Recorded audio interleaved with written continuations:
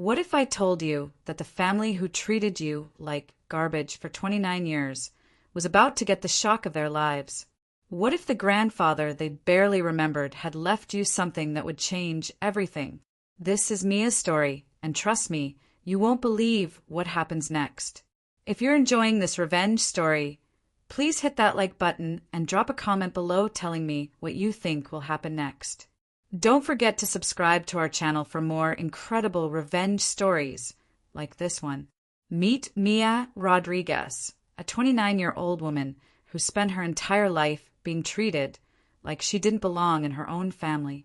While her younger sister Claire got everything handed to her on a silver platter, Mia worked 2 jobs just to pay for college. Her parents always made it clear that Claire was their favorite, the golden child who could do no wrong. The story begins on a cold Tuesday morning in February when Mia received the call that would change everything. Her parents had requested her presence at the family lawyer's office in downtown Springfield for an important meeting. Mia had been dreading this day ever since her wealthy aunt passed away 6 months ago, leaving behind a fortune that everyone in the family had been whispering about. Mia arrived at the law office 15 minutes early, her hand shaking as she sat in the waiting room. She wore her best dress, a simple black outfit she had bought from a thrift store 3 years ago. Through the glass doors, she could see her parents and Claire already seated in the conference room, all dressed in expensive designer clothes that cost more than Mia made in a month. Her father, Robert, barely looked up when she entered the room. Her mother, Patricia, gave her a cold nod that felt more like a dismissal than a greeting. Claire, now 25 and fresh out of an expensive private university that their parents had paid for, was scrolling through her phone and didn't even acknowledge Mia's presence. The lawyer, Mr. Henderson, cleared his throat and began reading from the will. Mia's heart pounded as she listened to the details of her aunt's final wishes. The woman had been incredibly wealthy, owning several properties and businesses across the state. But as the reading continued, Mia noticed something strange. Her name wasn't mentioned anywhere in the will. Then came the moment that would haunt Mia forever. Mr. Henderson looked directly at Claire and announced that she would be receiving $10 million from the estate, along with the family's main house and 2 vacation properties. The room erupted in celebration as Claire squealed with delight and her parents beamed with pride. But when Mia asked about her portion of the inheritance, the room fell silent. Her father looked at her with the same cold expression she had seen her entire life and said words that cut through her heart like a knife. "Mia, you're 29 years old.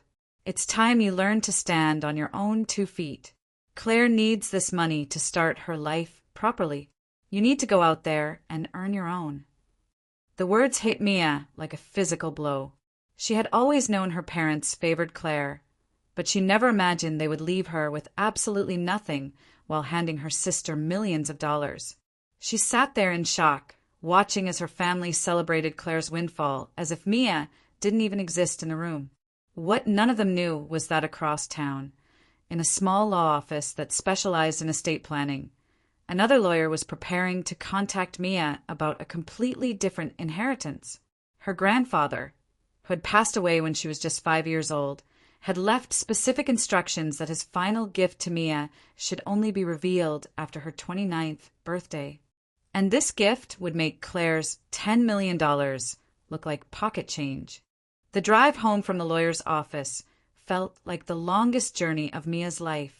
Her hands gripped the steering wheel of her old Honda Civic as tears streamed down her face. She kept replaying her father's cruel words over and over in her mind. Go earn your own. The way he had said it, like she was some kind of burden they were finally getting rid of. When she pulled into the parking lot of her small apartment complex in Riverside Gardens, Mia sat in her car for 20 minutes, trying to compose herself. She lived in a tiny 1-bedroom apartment that she could barely afford, even with her 2 jobs. She worked as a bookkeeper during the day and waited tables at a diner 3 nights a week. Meanwhile, Claire had never worked a day in her life. Mia climbed the stairs to her apartment, her legs feeling heavy with exhaustion and heartbreak. She had always hoped that someday her parents would see her worth, that they would realize how hard she had worked to make something of herself despite their lack of support. But today had shattered that dream completely. She opened her apartment door and immediately noticed the red light blinking on her answering machine. Usually, nobody called her except for work, so she almost ignored it. But something made her press the play button. "Miss Rodriguez, this is David Chin from Chin and Associates law firm. I have some important information regarding your late grandfather, Theodore Martinez. Please call me back as soon as possible at 555-0198. This matter is quite urgent and has been waiting for your 29th birthday." Mia stared at the machine in confusion. Her grandfather had died when she was 5 years old, and she barely remembered him. Her parents had never talked about him much, except to say that he was Patricia's father and that he had been some kind of scientist. She had always assumed he died without much money, since her parents never mentioned any inheritance from him. But something about the lawyer's voice made her curious. She picked up the phone and dialed the number, her heart still heavy from the day's events. "Chen and Associates, this is David Chin speaking. This is Mia Rodriguez. You left me a message about my grandfather." "Miss Rodriguez, thank you for calling back so quickly. I've been waiting to contact you for quite some time. Your grandfather, Theodore Martinez, left very specific instructions that I was only to reach out to you after your 29th birthday. Are you available to meet tomorrow morning? This is something that needs to be discussed in person." Mia agreed to meet the next morning, though she couldn't imagine what her grandfather could have left her. Her parents had always made it seem like he was just a simple man who worked in a lab somewhere. The next morning, Mia found herself sitting in another lawyer's office, but this one felt completely different. Mr. Chen was warm and kind, nothing like the cold atmosphere at her family's meeting yesterday. He pulled out a thick folder and smiled at her. "Miss Rodriguez, your grandfather was a very special man. He was a brilliant scientist who made several important discoveries in his lifetime. But more importantly, he was a man who understood the true character of the people around him." Mr. Chin opened the folder and pulled out a handwritten letter. "He left this for you, along with some other items. But before we get to those, I need you to understand something. Your grandfather knew exactly what kind of people your parents were. He knew how they would treat you, and he planned accordingly." Mia's hands trembled as she took the letter. Her grandfather's handwriting was still clear after all these years. "My dearest Mia," the letter began, "if you are reading this, then you have reached your 29th birthday, and I suspect your parents have shown their true colors once again. I have been watching your family for years, and I know that they have never appreciated the wonderful person you are." As Mia continued reading, her eyes grew wide with shock. Her grandfather had left her something that would change everything. But just as she was about to discover what it was, Mr. Chen's phone rang loudly, interrupting the moment. "I'm sorry, Miss Rodriguez, but I need to take this call. It's about your grandfather's property." He answered the phone, and Mia could hear urgent voices on the other end. "What do you mean someone broke into the lab last night?" Mia's blood ran cold as she heard Mr. Chen's conversation. Someone had broken into her grandfather's lab? She didn't even know he had a lab, and now someone was trying to get inside at the very day she was supposed to learn about her inheritance. Mr. Chin hung up the phone and looked at Mia with concern. "Miss Rodriguez, I'm afraid we have a serious problem. Your grandfather's research facility was broken into last night. The security company called because the alarm system was triggered around 2 a.m. "Research facility?" Mia asked, her voice barely above a whisper. "I don't understand. My parents always said he was just a simple lab worker." Mr. Chin shook his head. "Your grandfather was far from simple. He owned a private research laboratory on the outskirts of town, where he conducted experiments that were years ahead of their time. He made discoveries that several major companies have been trying to get their hands on for decades. He pulled out a set of keys from the folder. These are yours now. The laboratory, all the research, and everything inside it belongs to you. Your grandfather's work is worth far more than money, Miss Rodriguez. It could change the world. Mia stared at the keys, feeling overwhelmed. But why would someone break in now? How did they even know about it? That's what we need to find out. The timing is too suspicious to be a coincidence. Mr. Chin gathered the papers. I think we should go to the lab immediately. You need to see what your grandfather left you, and we need to make sure nothing important was stolen. 20 minutes later, Mia found herself following Mr. Chen's car down a winding road she had never seen before. The laboratory was hidden in a wooded area outside Springfield, surrounded by tall trees and a high-security fence. As they approached the building, Mia could see that one of the windows had been broken, and there were footprints in the mud leading up to the entrance. Inside the lab, Mia's jaw dropped. The place was filled with advanced equipment she had never seen before. Computers that looked like they belonged in a science fiction movie, and walls covered with research notes and diagrams. Her grandfather hadn't just been a scientist, he had been a genius. Your grandfather spent 40 years working on projects that could revolutionize medicine, energy, and technology, Mr. Chin explained as they walked through the facility. Some of his research was so advanced that he kept it secret, knowing that the wrong people would try to steal it. In the center of the lab was a large safe that appeared to be untouched. Mr. Chun handed Mia another key. This is what they were probably looking for. Your grandfather's most important work is in here. As Mia opened the safe, she found dozens of research files, computer drives, and another letter addressed to her. But what caught her attention was a small notebook at the bottom of the safe. When she opened it, she gasped. The notebook contained detailed information about her own family. Her grandfather had been investigating her parents for years, documenting their lives, their financial dealings, and their treatment of her. Page after page revealed shocking truths about the people she had called family her entire life. Her parents weren't just neglectful. They were involved in illegal activities that her grandfather had been quietly tracking. The money they used to spoil Claire, the expensive lifestyle they maintained, it was all built on lies and deception. My grandfather knew, Mia whispered, flipping through the pages. He knew everything about them. Mr. Chin nodded grimly. And now someone else knows about this lab. Someone who was desperate enough to break in the night after your families were reading. As if on cue, Mia's phone buzzed with a text message. It was from her sister, Claire. Hey, sis. Heard you might have inherited something from great-grandpa. Mom and Dad want to talk to you. Can you come over tonight? Mia looked at Mr. Chin, her heart pounding. They know. Somehow they already know about the lab. But that's impossible, Mr. Chin said, frowning. The only people who knew about your grandfather's plans were myself and... He stopped mid-sentence, his face turning pale. Miss Rodriguez, I think we need to get out of here right now.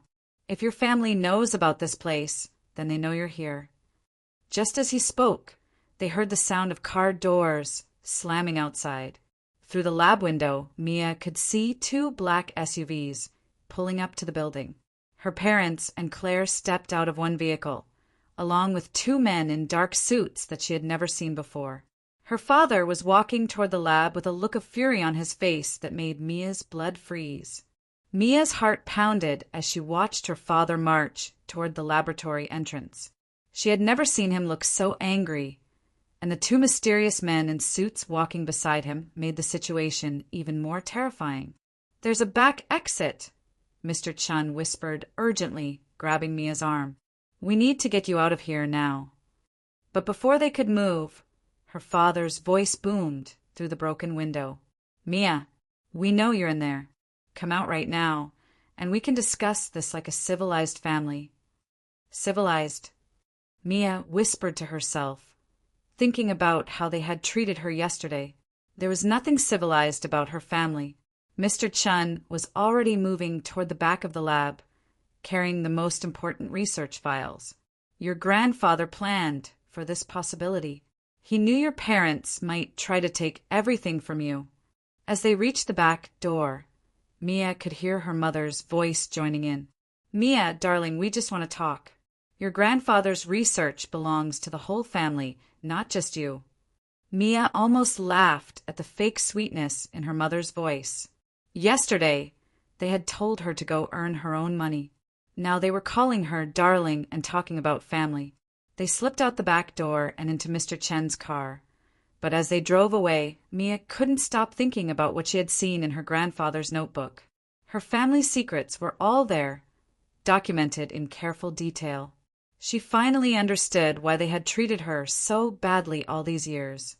Mr. Chen, my grandfather wrote that my parents were involved in illegal activities. What did he mean? Mr. Chen glanced at her through the rearview mirror. Your grandfather discovered that your parents have been stealing money from the family business for years. The wealth they used to spoil Claire, the expensive cars, the designer clothes, it was all paid for with money that didn't belong to them. But what family business? My dad works at an insurance company. That's what they told you. In reality, your grandfather left them in charge of a trust fund that was supposed to be used to help the entire family. Instead, they've been using it as their personal bank account. Mia felt sick to her stomach. So the money Claire got yesterday was probably stolen from the same trust fund that should have included your share years ago. They drove to Mr. Chen's office, where he showed Mia documents that painted a clear picture of her family's lies. Bank records, forged signatures, and transfer records showed exactly how her parents had been stealing from the family trust for almost 2 decades. Your grandfather started investigating when he noticed money disappearing from the accounts. He spent the last 10 years of his life gathering evidence, waiting for the right moment to expose them. But why didn't he just confront them while he was alive? Because he knew they would find a way to destroy the evidence and blame everything on someone else. Your grandfather was a smart man, Miss Rodriguez. He knew that the only way to stop them was to make sure the truth came out after he was gone, when they couldn't hurt him anymore. As Mia read through the documents, her phone kept buzzing with messages from her family. Each text message was more desperate than the last, begging her to come home and discuss the situation. But now she could see through their fake kindness. What do we do now? Mia asked. Now, we make sure your grandfather's real wishes are carried out. He left detailed instructions about how to handle this situation. Mr. Chen pulled out another folder. Your grandfather's research isn't just valuable because of the scientific discoveries. He also documented everything your parents did wrong, and he left instructions for how to make them pay for their crimes. You mean? I mean, your grandfather didn't just leave you a laboratory, Miss Rodriguez. He left you the tools to get justice for everything they put you through. But as Mr. Chen was explaining the plan, Mia's phone rang. It was Claire, and she sounded panicked. Mia, you need to come home right now. Something terrible has happened to Mom and Dad. They're in the hospital, and the doctors say they might not make it through the night. Mia looked at Mr. Chen, who was shaking his head. Don't believe them, he whispered. This is exactly the kind of manipulation your grandfather warned you about. But Claire's voice sounded so scared, so real. Please, Mia, I know we haven't always been the best family, but they're asking for you. They said they have something important to tell you before. The phone went dead, leaving Mia staring at the screen in shock. Mia stared at her phone, her hands trembling. Even though Mr. Chen had warned her about manipulation, the fear in Claire's voice had sounded so real. What if something had actually happened to her parents? Miss Rodriguez, please don't fall for this, Mr. Chen said firmly. Your grandfather's notes specifically mention that your parents would try to use fake emergencies to control you. This is exactly what he predicted they would do. But Mia couldn't shake the worry. Despite everything they had done to her, they were still her parents. What if it's real? What if they're actually hurt? Mr. Chen sighed and pulled out his phone. Let me call Springfield General Hospital and check if there are any patients with your parents' names. After a few minutes on the phone, Mr. Chun hung up with a grim expression. There are no patients named Robert or Patricia Rodriguez at any hospital in the city. It was a lie, just like your grandfather said it would be.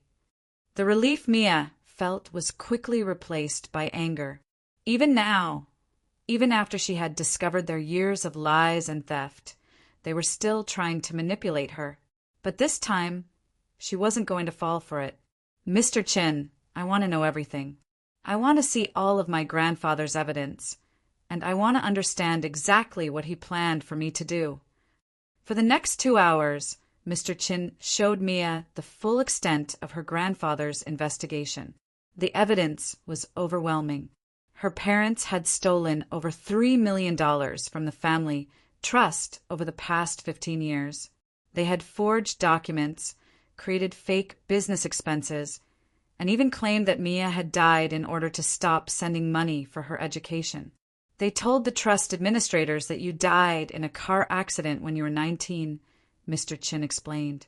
That's why you never received any help with college tuition. According to their paperwork, you didn't exist. Mia felt a cold fury building inside her. All those years of working 2 jobs, eating ramen noodles for dinner, and wearing clothes from thrift stores, while her parents were living in luxury with money that should have been hers. But the most important part, Mr. Chin continued, is what your grandfather left you to fix this situation. He opened a final folder and pulled out legal documents that made Mia's eyes widen. Her grandfather hadn't just left her the laboratory and research. He had left her something much more powerful: complete control over the family trust fund and the legal authority to investigate and prosecute anyone who had stolen from it. As of today, you are the sole trustee of the Martinez Family Trust. Every dollar your parents stole, every lie they told, every document they forged, you now have the power to hold them accountable for all of it. The trust fund, which her parents had been steadily draining, still contained over $8 million. But more importantly, the legal documentation her grandfather had prepared meant that Mia could force her parents to return every penny they had stolen. So Claire's $10 million will have to be returned to the trust fund, along with interest and penalties.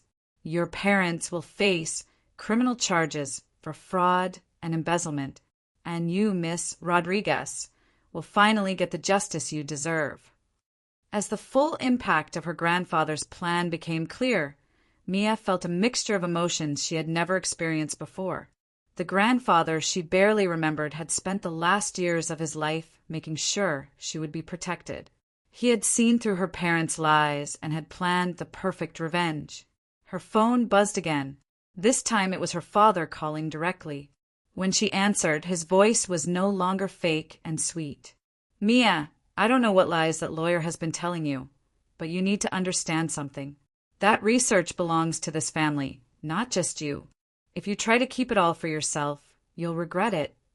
For the first time in her life, Mia felt completely calm as she responded to her father's threats. "Dad, I know about the trust fund. I know about the $3 million you stole. I know about the fake death certificate. And I know that starting tomorrow, you're going to have to face the consequences of everything you've done." The silence on the other end of the phone was deafening. "You see, Dad, grandfather left me more than just a laboratory. He left me the power to make sure that liars and thieves get exactly what they deserve. And after 29 years of your cruelty, I'm finally ready to use it." When she hung up the phone, Mia looked at Mr. Chun with a smile that had been building for nearly 3 decades. "Let's begin."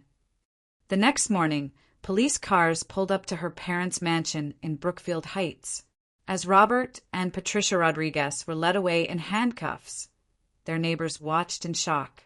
The local news reported that the couple had been arrested for embezzlement and fraud, with authorities stating that they had stolen millions of dollars from their own family.